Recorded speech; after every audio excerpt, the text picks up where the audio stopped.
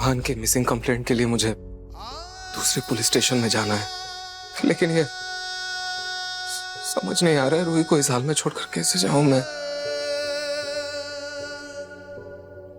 जीजू आप बेफिक्र होकर जाइए, मैं हूं ना। अब आपको रूही की टेंशन लेने की कोई जरूरत नहीं है, मैं देख लूंगी। थैंक यू जूही। वैसे जीजू आप कैसे हैं?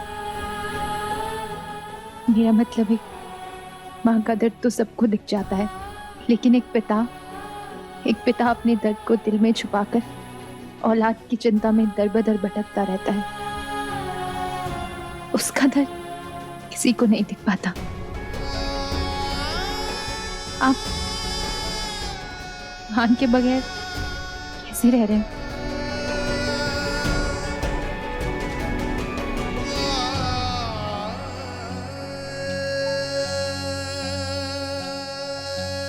मैं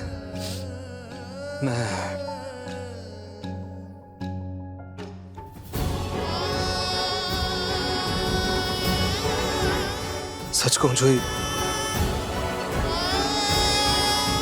उसकी बहुत याद आ रही है जूही। हर जगह हर घड़ी बस वही नजर आता है, खेलते हुए कूदते हुए शरारत करते हुए। उसका वो पापा पापा बुलाना, वो उसकी शरारतें, उसकी हंसी अभी भी मेरे कानों में गूंज रही है।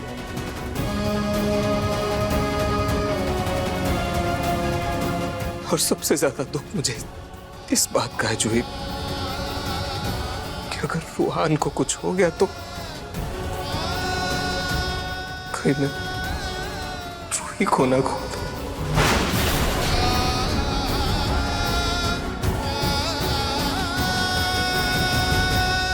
मैं सब कुछ सह सकता हूं जूही,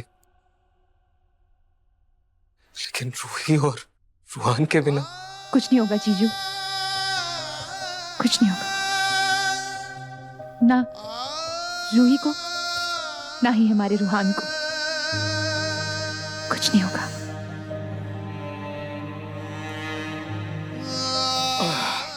कुछ नहीं है।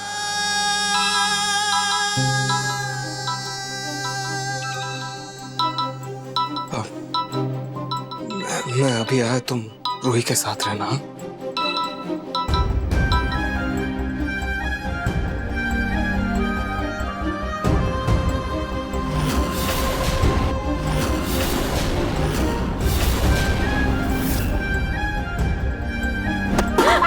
रूही!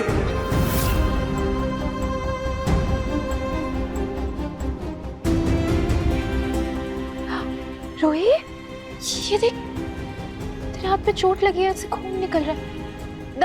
दवाई किधर है बता। रोही, क्या करूं मैं? नाराज तो अब भी तुझसे बहुत हूं मैं, लेकिन तुझे ऐसे तकलीफ में भी नहीं देख सकती। बता ना, कहाँ रखी है तूने क्रीम?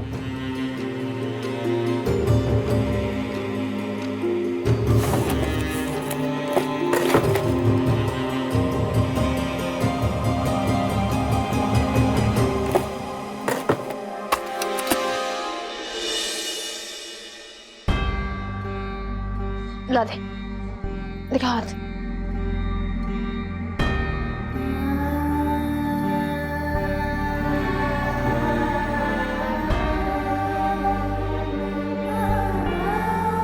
बेटा, आपको पता है आपकी मासी बिल्कुल नारियल की तरह है, बाहर से बिल्कुल सख्त और अंदर से बिल्कुल नरम। और आपकी मम्मा आपकी मासी से बहुत प्यार करती है।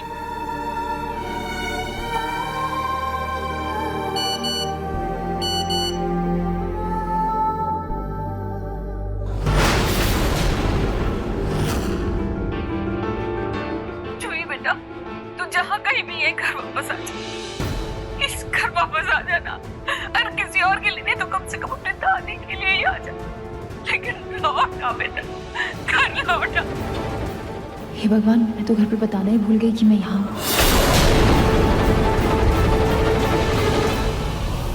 रूही, मैं भी आती हूँ। हाँ,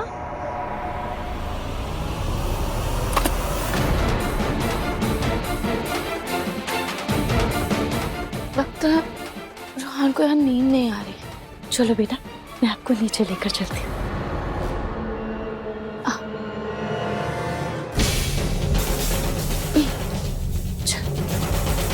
हे भगवान, ये प्लास्टर के चक्कर में पैर में इतनी खुजली हो रही है, क्या करूं? लगता है कंघी से ही खुजाना पड़ेगा।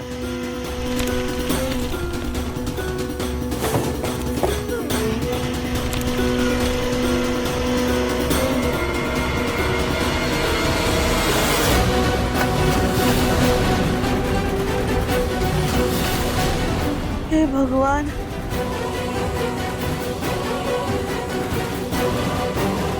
ये नाटक के चक्कर में झुका भी नहीं जा रहा।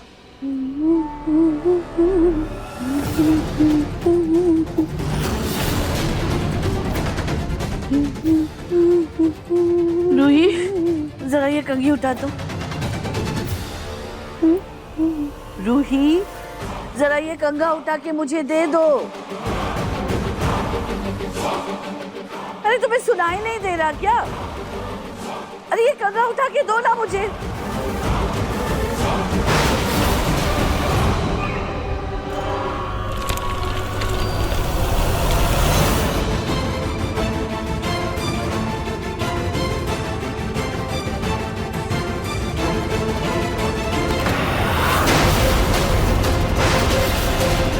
फोन पे गप्पे बाद में मारना, अभी के अभी पुलिस स्टेशन चलो और मेरे समर को बाहर निकलवाओ।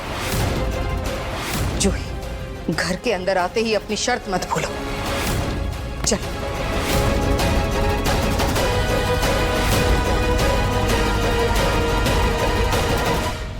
ये जूही का घर में आना मुझे बिल्कुल ठीक नहीं लग रहा। ये रूही दीदी की तरह सीधी नहीं है जिसको आसानी से बातों में भेला फुसला सके, और टेढ़ी खीर है। अब तो मुझे अपनी शादी खतरे में लग रही है। क्या हो गया है रूही, क्या हो गया है? शुभ शुभ बोल। तो उस लड़की के कदम इस घर में पड़ते ही अगर ऐसे घबरा जाएगी तो उसका सामना कैसे करेगी तू? वैसे देखा तो मैंने भी है, उस लड़की के इरादे कुछ ठीक नहीं है। देखा नहीं कैसे इस घर में आते ही उसने सबसे अपनी बात मनवा ली। लेकिन रोली, हम कर भी क्या सकते हैं? हमें सब्र तो करना ही होगा ना, जब तक रूही की तबीयत ठीक नहीं हो जाती। लेकिन एक बार रूही की तबीयत ठीक हो जाए ना, फिर देखना बेटा। और वो कहावत है ना बेटा कि घुटना जब भी मुड़ता है पेट की तरफ ही मुड़ता है। अब समझना, समझने की कोशिश कर। चाहे रूही तुझे अपनी बहन ना मानती हो, लेकिन जैसे ही उसके रगों में बहता हुआ खून उसके दिमाग में पहुंचेगा ना, तो देखना वो तेरा ही साथ देगी। लेकिन तब तक के लिए तुझे तो हिम्मत रखनी होगी, सबसे काम लेना होगा, है ना? तो इंतजार करना होगा बेटा तब तक। इंतजार आप ही करो मम्मी, मुझे तो अब इस जूही का इंतजाम करना है। देखिए मन सुंदर के लेटेस्ट एपिसोड्स कभी भी कहीं भी। अभी सब्सक्राइब करें दंगल प्ले ऐप।